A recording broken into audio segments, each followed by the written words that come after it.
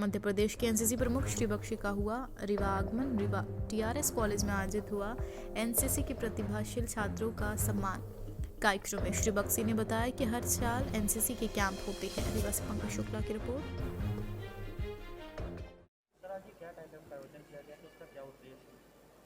हर साल एनसीसी के कैंप्स होते हैं, इनको सीएटीसी कहते हैं, कंबाइंड एनुअल ट्रेनिंग कैंप, जो कि एनसीसी के कैडेट अपने 2 साल की ट्रेनिंग के बाद बी सर्टिफिकेट का एग्ज़ाम कैंप करते हैं और 3 साल की ट्रेनिंग जो कि आखिरी है उनकी, उसमें सी सर्टिफिकेट का कैंप करके एग्ज़ाम देते हैं। ये कैंप आम तौर पे हर साल 10-10 दिन के कैंप होते हैं, लेकिन कोरोना और इस काल में हमने ये कैंप सीमित कर दिए थे 3 दिन और 5 दिन के। लेकिन इस यूनिट ने 3MP के जो बटालियन ने कैंप किए हैं, ये 3 दिन ना करके दोनों ही बी और सी सर्टिफिकेट को 5-5 दिन का कैंप रखा है। मतलब अपने इनिशिएटिव से ये कैंप बढ़ा दिए हैं उन्होंने। और ये कैंप में इनको सारी फायरिंग और ड्रिल और मैप रीडिंग और सारे मिलिट्री सब्जेक्ट्स की सिखलाई होती है और टेस्ट भी होता है इनका। और इसके बाद अभी अगले महीने इसका एग्ज़ाम होगा बी और सी सर्टिफिकेट। ये एक अनिवार्य एक्टिविटी है एनसीसी की।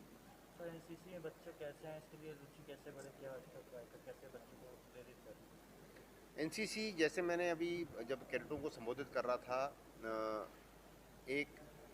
ये पहली बात तो पूरे देश की सबसे बड़ी लार्जेस्ट यूनिफॉर्म्ड ऑर्गेनाइजेशन है। आर्मी, नेवी, एयरफोर्स और पुलिस को भी अगर मिला लें तो उससे भी बड़ी ये ऑर्गेनाइजेशन है। लाखों और मतलब 20 से 25 लाख की नफरी में जाती है ये। और ये स्टेट वाइज इसका ऑर्गेनाइजेशन है। स्टेट के बाद डिस्ट्रिक्ट वाइज है। जैसे मैं अभी कैडेट्स को बता रहा था, और हाल ही में मैंने भोपाल में भी अपने शिक्षा मंत्री जी से भी इस बात की चर्चा की थी कि स्कूलों और कॉलेजों में इस एनसीसी को धीरे धीरे हम अगर कंपलसरी कर दें तो इससे हमारे सारे यूथ को बहुत फ़ायदे हैं। पहला, हर एक युवा को या युवती को एक सेल्फ डिसिप्लिन, एक अच्छा नागरिक और देशभक्ति, इसकी भावना आ रही है। उसमें कुछ ऐसे सब्जेक्ट जो आपको कोई स्कूल कॉलेज नहीं पढ़ाता है, वो एनसीसी सिखलाती है। मानो ड्रिल है, उसकी फ़िज़िकल एक्टिविटी है, फायरिंग है, और कई चीज़ें हैं, मिलिट्री सब्जेक्ट्स है, मिलिट्री हिस्ट्री है। इन बातों का उसको ज्ञान मिलता है। उसके एकेडमिक के सिलेबस से एक्स्ट्रा कैडेट भी जो है अपना टाइम एक्स्ट्रा निकाल के हर एवरेज में पूरे साल में कम से कम 20% टाइम अपना निकालता है एनसीसी की सिखलाई करने के लिए। और तीसरा, इसमें कोई उसका खर्चा नहीं है। सारा खर्चा उसको स्टेट या सेंटर की गवर्नमेंट दे रही है, उसको ट्रेन करने के लिए, उसको यूनिफॉर्म देने के लिए।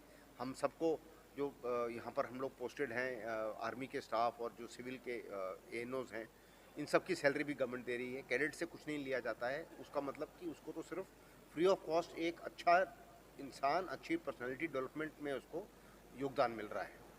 तो ये एनसीसी के काफ़ी फ़ायदे हैं। और जैसे मैंने बताया, उसको ज्वाइन करने के अगर हम उनको दूसरे फ़ायदे बताएं तो आगे जाके अपने कैरियर में भी, चाहे उसको कोई सर्विस ज्वाइन करनी है, उसमें भी आरक्षण है। कई सर्विसेज में सी सर्टिफिकेट होल्डर जो हैं उनको आरक्षण है।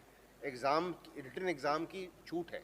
एनडीए आईएमए की तैयारी जो कर रहा हो, अफसर बनना चाहता है इंडियन आर्मी में, उसके लिए जो रिटन एग्ज़ाम है, जो कि बहुत टफ एग्ज़ाम होता है, उसके लिए उसको छूट है। उसको डायरेक्टली वो अपने इंटरव्यू के लिए जा सकता है।